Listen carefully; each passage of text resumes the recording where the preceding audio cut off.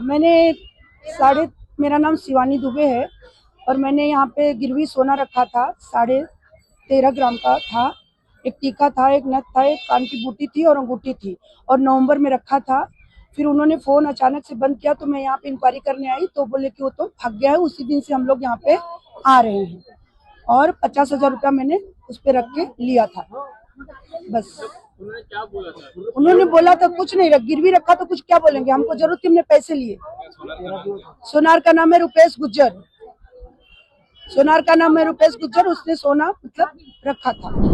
इसके पास 2 साल से मेरा सामान है। पहले भी हमारा लेन देन हुआ है, लेकिन 8 तोला मेरा सोना है। मैंने 2,55,000 रुपए उठाए हैं और अब कोई रिस्पांस नहीं कर रहा है और पुलिस वाले भी कोई सुनवाई नहीं कर रहे हैं।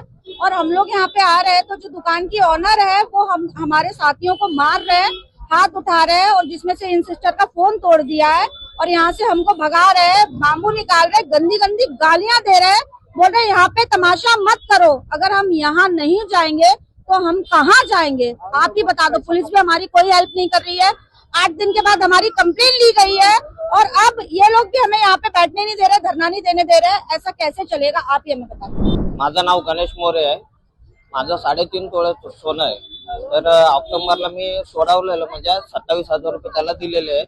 तर त्या 15,000 रुपये बाकी होते। तर त्याच्यामध्ये त्यांनी म्हणजे मी वारंवार येत होतो तर त्यांनी काय सांगितलं की तो मी आजारी आहे असं करून करून त्यांनी 1 महिना घालवला। 1 महिना घालवल्यानंतर ऑक्टोबर गेला, नोव्हेंबर गेला, मग आम्ही लोक आलो, भेटलो, वारंवार येत होतो। मग त्यानंतर त्याचा भाऊ एक आला होता, त्यांनी 3-4 दिवस म्हणजे आला आणि नंतर मग अचानक तो गायब झाला। तो गायब झाल्यानंतर आम्ही लोकांनी म्हणजे तपास केला तर माहिती पडलं की तो इथून फरार झालेला आहे। फरार झाला आणि त्यानंतर मग आम्ही लोक सर्व जमलो, पोलीस चौकीला गेलो, कंप्लेंट वगैरे केलेली आहे। पोलीस लोकांना म्हणजे सर्वांच्या लेखी लिहून दिलेलं आहे।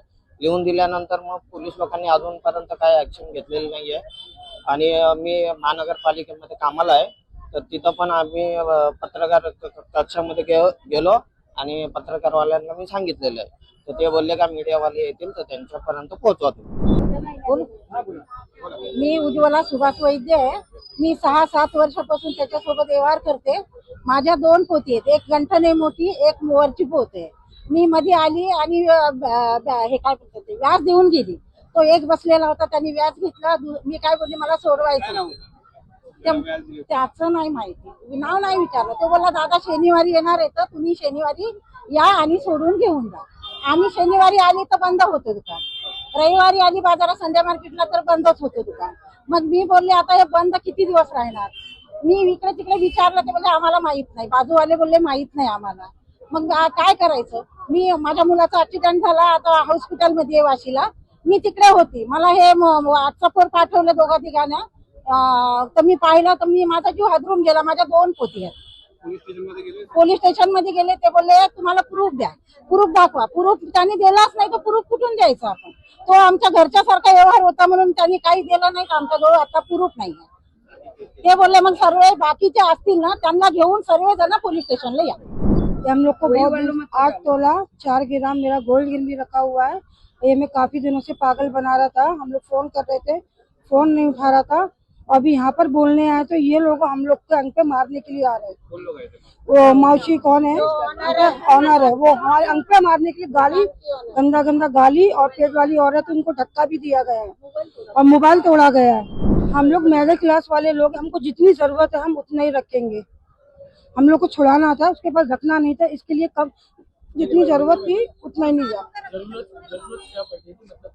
घर में बहुत सारी जरूरत है, क्या बताए, पर्सनल एक्सीडेंट हो गया भाई का, आदमी की जॉब पे प्रॉब्लम आ गई, बहुत कुछ हो गया था। बस इतना हाथ जोड़ के मेरा निवेदन है, कुछ हमारे लिए कीजिए आप लोग। आम्ही विश्वनाथ धोंडीबा उबाळे, माझ्या मिसेसने ह्या 2 पोती ठेवलेल्या होत्या। तर ती आजारी आहे, ती गावी गेली आहे आणि काय मी हे 20,500 ही रक्कम मी पे केली। मला गुरुवारी ही रक्कम मिळणार होती आणि गुरुवारी रक्कम मिळाली ही मला म्हणजे माझ्या त्या 2 पोती मिळणार होत्या, मला काय मिळाल्या नाहीये। त्यांनी शुक्रवारचा मला टायमिंग दिला, शुक्रवारपर्यंत माझे फोन चालू होते त्याच्याबरोबर आणि शुक्रवारी रात्रीच्या नंतर त्याचे फोन क्लोज झाले, त्यानंतर तो आलेलाच नाही। मग हे काय माझ्याकडे याच्यावर पण सोनं मला ते सोनं काही सांगता येणार नाही, माझ्या मिसेसला ठेवलेलं आहे. प्राथमिक चौकशीत तो राजस्थानचा राहणार आहे. आरोपीचं नाव आहे रुपेश मांगीलाल गुजर आणि त्याच्या सोबत एक सहकारी होता सुरेश म्हणून.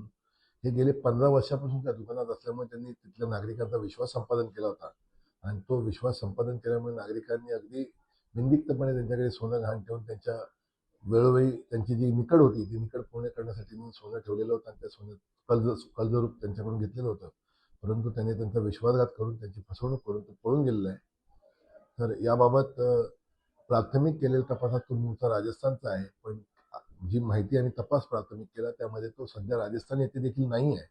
तर त्याच्याबाबतची अधिकची माहिती मिळवून आपण अधिक तपास करत आहोत आणि सर्व नागरिकांना विनंती करण्यात येते किंवा आवाहन करण्यात येतं की जर कोणाची अशी फसवणूक झाली असेल तर त्यांनी या पोलीस स्टेशनला त्यांच्याबाबतची माहिती द्या की जेणेकरून त्याबाबतचाही त्या अनुषंगाने आपल्याला अधिक तपास करता येईल. साधारण किती किंमत असेल फसवणुकीसाठी काय अंदाज? साधारण किंमत आपण कारण ते सोनं विविध वेळी ठेवलेलं होतं आणि त्या सोन्याच्या अगेन्स्ट लोकांनी कर्जही घेतलेलं आहे. तर अशा प्रकारे आपण आत्ता सध्या 1,44,70,000 इतकं सोनं तितकी किंमत आपण घेतलेली आहे. याच्यामध्ये वाढ होऊ शकते, अजूनही आणखीन साक्षीदार यात येतील, आणखी फसवणूक करण्याची संख्या देखील वाढू शकते आणि त्या अनुषंगाने आपण अधिक तपास करतो. लवकरच हा गुजर याला आपण ताब्यात घेऊन त्याच्याकडे अधिक चौकशी करून या गुन्ह्याची उकल करत आहोत.